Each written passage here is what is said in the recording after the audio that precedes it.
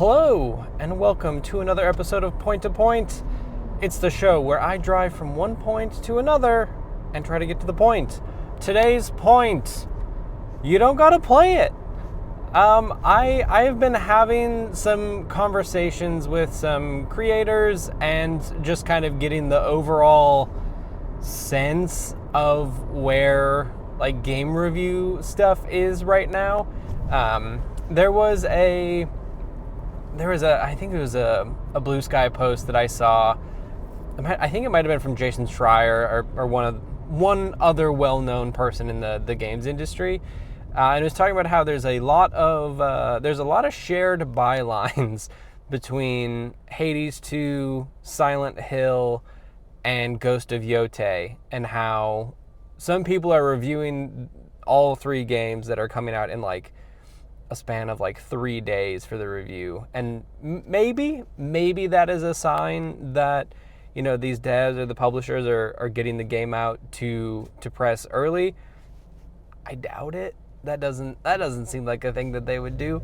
But I've been seeing people who are like hustling out there, working at their like real game publication jobs, and like it's very impressive. Like, it is wildly impressive that they're able to like do a third-person horror game, a repeatable roguelite that hopefully there's not a ton of brand new stuff in the 1.0 release for Hades 2, and then an open world exploration game like Yotei.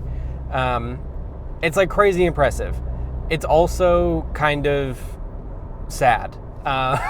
Because I know, like, I've listened to a lot of people talk about what it's like to review some of these games and how little time you have to do it and how like grindy that is to like, I mean, I feel this to a like such a tiny degree,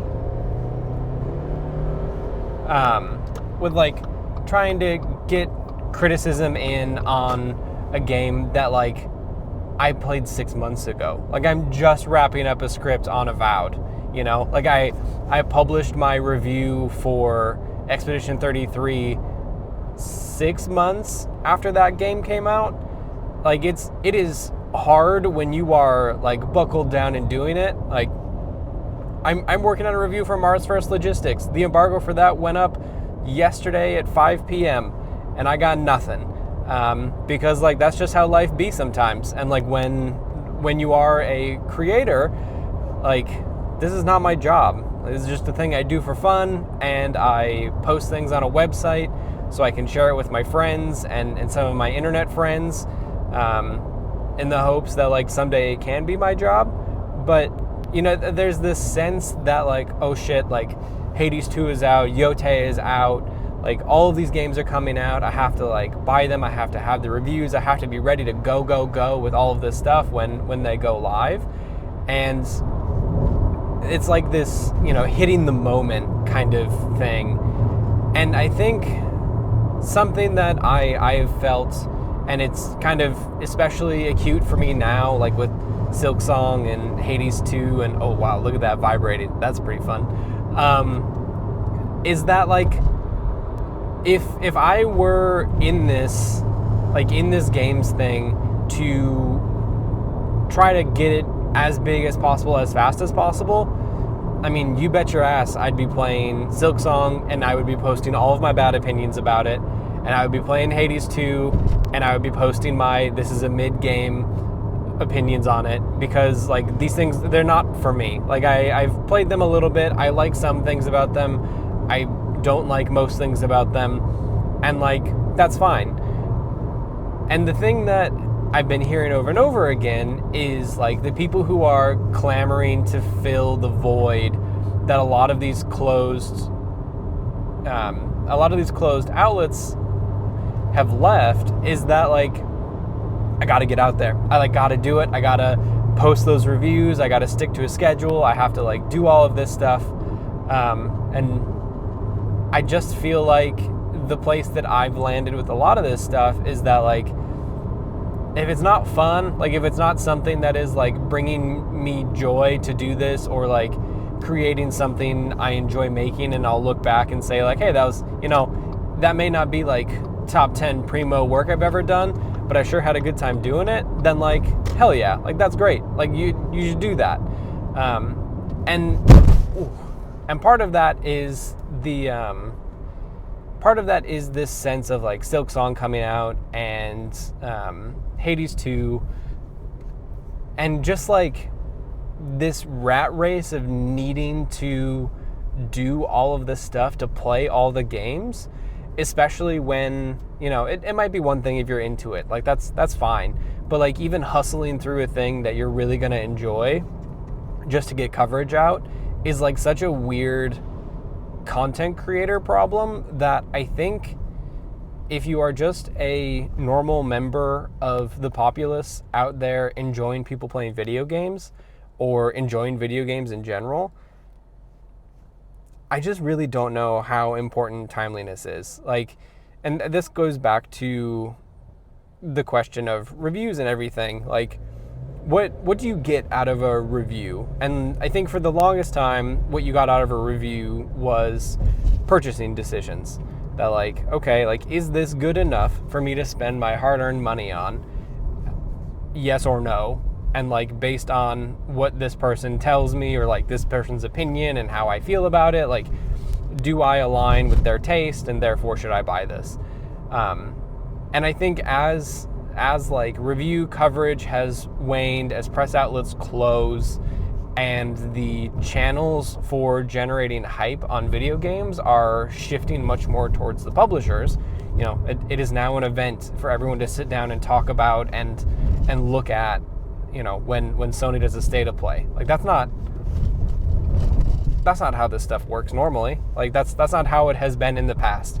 Like we do write-ups, we do reviews, and then you find out that way.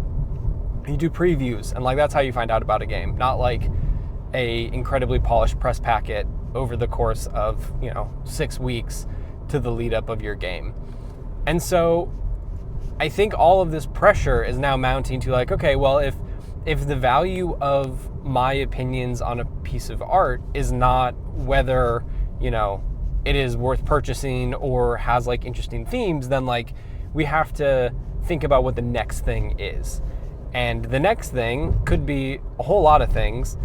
Right now, I think the next thing is split between not should I buy this game, but can I have fun watching this person play this game? Or can I see someone do something in a video game that I think is interesting or fun? And can I, buy that game and try to emulate it? Or can I buy that game and try to find even something sillier to do? Which is something I'm thinking about with Mars vs. Logistics. Like that is a silly video game. And the draw of that game is to be silly. Like it knows that is what you're doing, and it turns into this like interesting, I hate the term streamer bait because I think it's pejorative for good games, but like that is one of those things where like it is an interactive part of that game, is that it is built to do dumb stuff on the internet with. And so, you do dumb stuff on the internet with it, and that is now the next thing. Or the next thing is you look at the small but thriving community of video essayists who are making interesting critique, and they're, layering in different components of how all this stuff works to make something interesting and something good. Just traffic, my God, what a weird day for people driving their cars. And so I think that's like the other big deal here, is that you can do interesting stuff in like video essays, or you can do interesting stuff on streaming online, and that's where all of this effort has kind of shifted, which has been interesting to see. But you don't need to play it right now, and I think that's kind of the big thing, is that like you can play these games, you can enjoy these games, and you can do them on your own schedule without having to be like a weirdly robotic person who's just engaging with the medium in a very, like a very toxic kind of way, it feels like sometimes. Like, it's not your responsibility to play everything, right? And it's no one's responsibility to play everything. even more so now that there's literally no one in this industry who is able to do that. Like these used to be publications that had like tens of people to play all these different games, and now there is one reviews writer doing 3 reviews for the 3 biggest games that came out this year, 1 or 2 of which may be the biggest game of the year, and they have to do that all in the same week, and that sucks. And then I think the like big thing about how to be a content creator in this space and like how to think about the work that you do, because it is work, is you don't have to do that. Like right now we are at this inflection point where gaming as an industry has been changing for like 2 years, and it's really changed post-pandemic, and how people enjoy the medium, how people participate in the medium is also changing. And it's kind of on us, like the new generation of people coming up, to like take what works, like what you enjoy about it. Like I like writing reviews, and I can like find new ways to do that, but it's on us to find what the next thing is. Is the thing that I've always looked up to the Giant Bomb guys, through all of the iterations really, is that, they were just doing their own thing, and it ended up working out for them, also in very different ways with like very big ups and downs. But because they were true to the thing that they wanted to do and were able to kind of be agile enough to kind of do what they wanted to do in a way that was doable, I think that like changed video game coverage for the better, and I think it like at least helped them find some measure of success doing that. And I think that is the big challenge with being an up and coming creator right now, is that we don't know what that is, because no one's done it yet, and there's 1,000,000,001 people who are trying to do this exact same thing that everyone else is doing. So what you have to do is find a way to stand out. And my opinion, at least, is that you don't stand out by sticking to a release calendar and killing yourself trying to get everything that you possibly can out. So yeah, my point today is you don't have to play it all. This was going to be an episode about how I feel no sorrow at all that I'm not interested in playing Hades 2 or Silksong, and instead it became a Friday morning pontification about chasing your bliss and trying to find whatever the next big thing is. So, I guess that's what you can expect from point to point. We went from point to point, try to find a point, and then also got to a different point. It's weird out here sometimes. Thanks for watching. Have a nice Friday. Go to the website 70percentcomplete.com.